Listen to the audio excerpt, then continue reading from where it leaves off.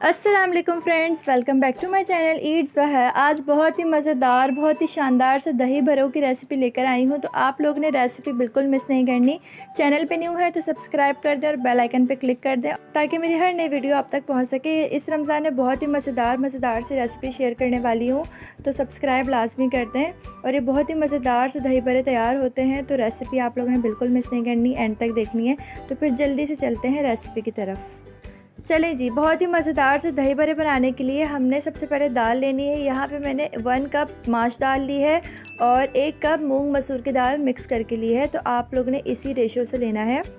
अब आपने इनको एक बाउल में मिक्स कर देना है और अच्छे से वॉश कर लेना है। दाल हमेशा आपने अच्छे से वॉश करके यूज़ करनी है ताकि इसके ऊपर जितने भी पॉलिश वगैरह की जाती है वो सारी हट जाए और इसका फ्लेवर बहुत ही मज़ेदार सा आए। तो आपने दालों को अच्छे से वॉश कर लेना है और उसके बाद भिगो देना है दालों को। कम से कम 1 से 1.5 घंटा हमने दाल को भिगो के रखना है। दाल उसके बाद फूल सी जाएगी, बहुत ही सॉफ्ट हो जाएगी, इसका टेक्सचर बहुत ही सॉफ्ट हो जाएगा। फिर आपने इसको ब्लेंडर में डालना है। अब यहाँ पे आप देख सकते हैं दाल की किस शक्ल पे आ गई है। इस शक्ल में अगर दाल आ जाए तो आपने इसको ब्लेंडर में डालना है और थोड़ा सा पानी डालना है, ज़्यादा पानी नहीं डालना। थोड़ा सा पानी डाल के आपने ब्लेंड कर लेना है। इसका बहुत ही स्मूथ सा टेक्सचर बन के आ जाएगा आपके पास। उसके बाद यहाँ पे मैं 1/4 कप बेसन ऐड कर रही हूँ ताकि इसकी बाइंडिंग बहुत अच्छे से हो जाए। बेसन ऐड करने के बाद स्पाइसेस ऐड करूँगी। 2 टीस्पून मैंने रेड चिली पाउडर ऐड किया है, आप 1 टेबल स्पून भी ऐड कर सकते हो। यहाँ पे हमने स्पाइसेस बहुत ज़्यादा तेज़ नहीं रखने, नॉर्मल रखना है। 1/2 टीस्पून टर्मरिक पाउडर ऐड कर रही हूँ ताकि बहुत ही प्यारा कलर आ जाए। फिर सफ़ेद ज़ीरा ऐड करूँगी 1 टीस्पून। उसके बाद यहाँ पे हमने बेकिंग पाउडर नहीं, बेकिंग सोडा ऐड करना है, ठीक है। यहाँ पे मैंने 1 पिंच बेकिंग सोडा ऐड किया है। उसके बाद नमक ऐड कर रही हूँ, आप हस्ब ज़रूरत ऐड करें।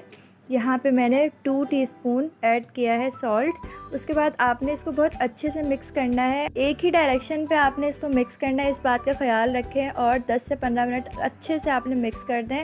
अगर आप हाथ से इजी होते हैं तो आप हाथ से मिक्स कर लें, नहीं तो आप स्पून यूज़ कर लें। अब यहाँ पे मैंने जिंजर गार्लिक पेस्ट ऐड किया है, ये 1 टेबल स्पून ऐड किया है। इससे बहुत ही मज़ेदार फ्लेवर आता है। और उसको फिर दोबारा आपने अच्छे से मिक्स करना है। उसके बाद आपने एक कढ़ाई लेनी है, उसमें ऑयल आपने गरम कर लेना है। ऑयल का टेम्परेचर इतना हो कि जैसे ही आप उसमें ये बैटर ऐड करें तो ये फूल के ऊपर की तरफ आ जाए। यहाँ पे हमने छोटे छोटे से आपने बड़े बनाने हैं, इनको बड़े नहीं बनाने, छोटे ही बनाने हैं। इसका फ्लेवर बहुत ही अच्छा आएगा अगर आप इसको छोटा बनाएंगे और दही बड़े की लुक बहुत प्यारी आएगी।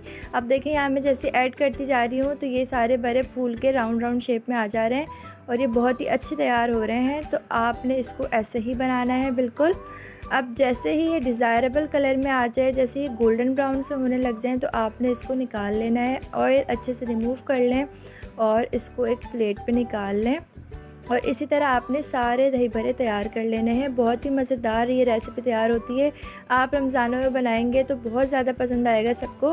तो आप लोग ये रेसिपी लाजमी ट्राई कीजिएगा, अपना फ़ीडबैक मुझे लाजमी दीजिएगा। यहाँ पे मैंने सारे बड़े तैयार कर लिए हैं। अब मैं एक बाउल में पानी लिया है और उसमें सारे बड़े ऐड कर दिए हैं ताकि ये अंदर से भी सॉफ्ट से रहें। पानी में ऐड कर देने से ये बहुत ही मज़ेदार और बहुत ही सॉफ्ट तैयार होते हैं। अब आपने योगर्ट लेनी है, ये होममेड योगर्ट है जिसकी रेसिपी मैं आपको पहले दे चुकी हूँ। इसको आपने अच्छे से मिक्स कर लेना है, इसके जितने लम्स हैं सारे ख़त्म हो जाए, बहुत ही क्रीमी टेक्सचर हमारे पास आ जाए, यहाँ तक इसको आपने अच्छे से बीट कर लेना है। अब हमने सबसे पहले सॉल्ट ऐड करना है, हस्ब ज़ायका आप सॉल्ट ऐड करें। उसके बाद ये ग्रीन चटनी ऐड करनी है, इसकी रेसिपी मैं आपको दे चुकी हूँ, तो आप लोग वो रेसिपी लाजमी देख लेना, वो उससे बहुत ही मज़ेदार ये रेसिपी तैयार होती है। आप लोग ट्राई करना, आप लोग को बहुत ही ज़्यादा पसंद आने वाली है ये रेसिपीज़। अब यहाँ पे 15 मिनट्स हो गए हैं बड़ों को सोक किए हुए।